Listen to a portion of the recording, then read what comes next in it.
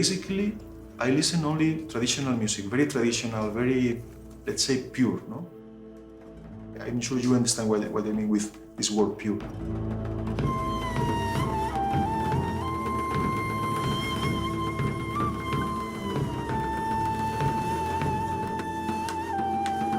I mean, music that is made in a very natural way, not without any, mental concept of I will do something like that and I will express the deepness of the poetry that emanates from my soul. No. I prefer the music that is created in a very natural way.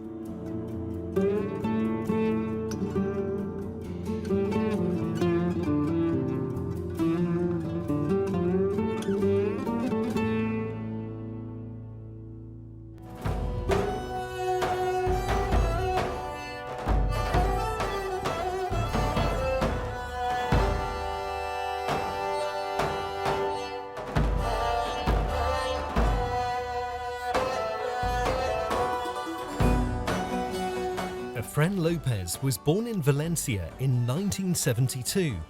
Efren has spent the past 2 decades establishing himself as a talented musician whose influences extend far beyond the borders of Spain, with medieval and Middle Eastern music being particularly intoxicating.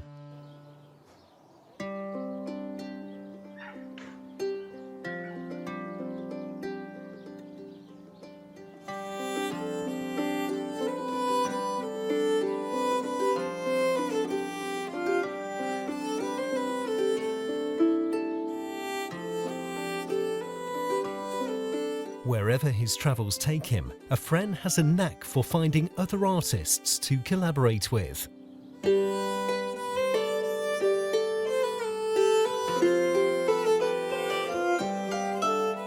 Actually, one of the things that was more exciting for me was not only to play by myself one instrument or making music alone, but to do it with somebody else.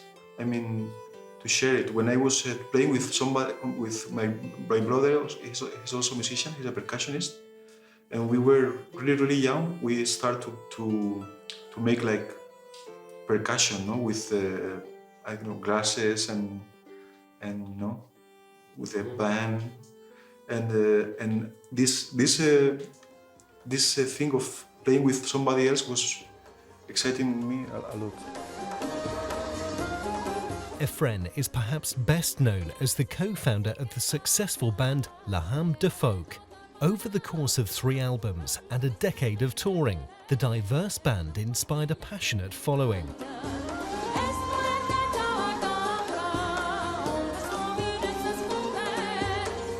Since the band split almost 10 years ago, Efren has kept himself busy with a wide range of musical projects. One of his most successful musical journeys took him to the beautiful Greek island of Crete.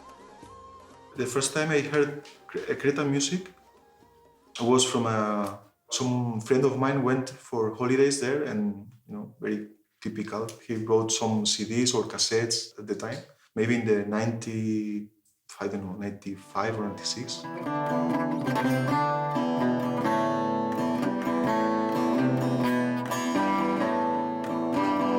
I really like Cretan music from the very beginning.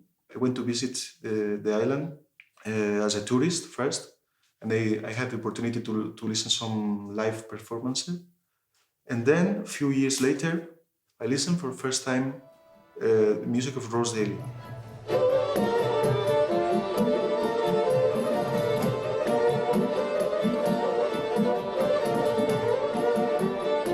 He was not Greek, but I liked his music so much, and it was something really special for me. I asked him to study with him, and he told me, okay, you can come to Crete. If you can move to Crete, I can teach you. In 2006, Ross Daly invited Efren to teach at the Labyrinth School in Crete. This was the beginning of Efren's musical tuition, which took him to countries like Switzerland, Turkey, and Germany.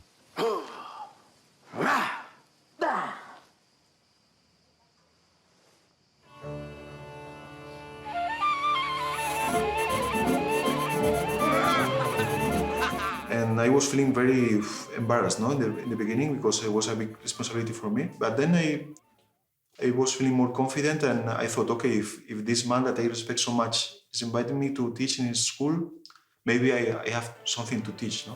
And I teach. Sometimes I give just a workshop on one specific instrument, for example, hurdy-gurdy, fretless guitar, oud. Sometimes I teach more about composition or arrangements or macam. For me, what is interesting is not only the music itself, but the way of life.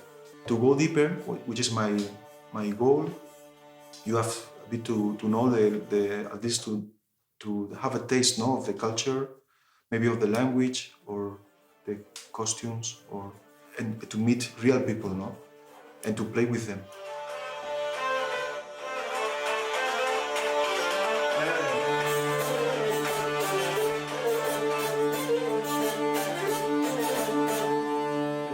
Efren is currently working on a follow-up to 2011's Mavrafrudia, Chelas Negras, a collaboration with friend Stelios Petrakis.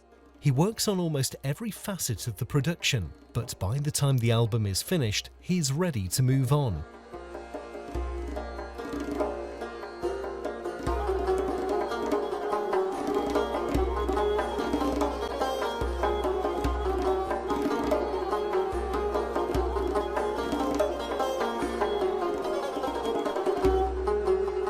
You know, because I compose them, I record them, I mix them, I make the mastering, I do everything by myself.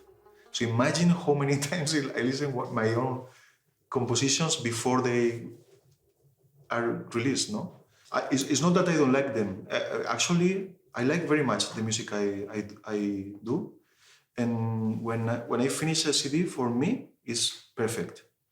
This music is perfect. Otherwise, I never will do it, no? Never will show it to the audience. It's funny because in the moment this music is open to the audience, for us, for the artist, it's dead.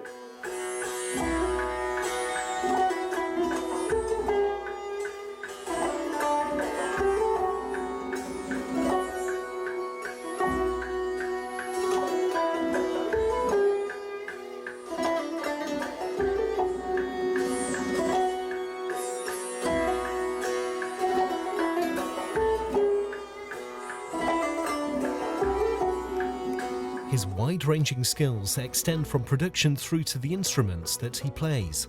Efren is an avid student of over 50 exotic instruments like the falaise, oud and hurdy-gurdy. When it comes to composing music, his creative pathways are similarly varied.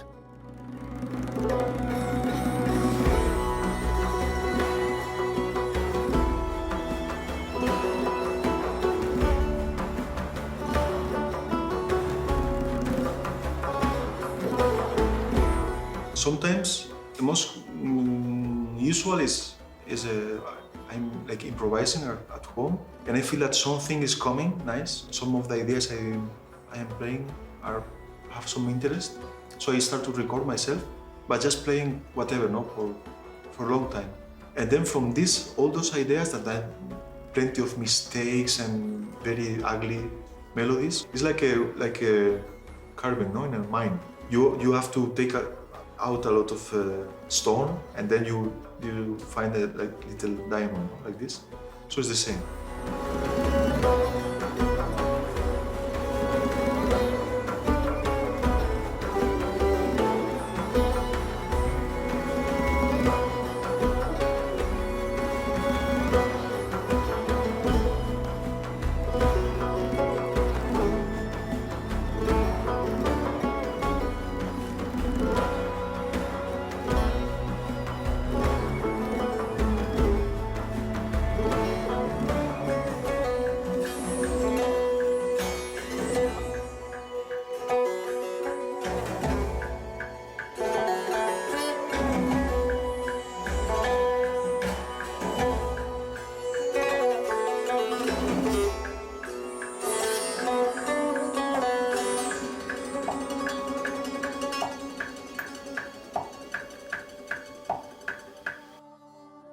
Collaboration is and always has been a huge part of Efren's musical life. While he has produced 9 of his own albums, his collaborations number over 50 albums. Some of these projects are considerably more traditional than his own work. I mean, they invite me in many festivals that are, early music festivals or traditional music festivals. But actually, I don't play so much traditional music. I play traditional instruments and traditional forms, but I try to create my own music, or to play friends' compositions as well. I respect traditional music so much and traditional musicians, but I'm not one of them. Efren is truly devoted to his craft. While many musicians flock to cities to be part of the buzz, Efren believes that exciting environments make it harder to focus on composing music. To Efren, at the end of the day, the only thing that matters is the music.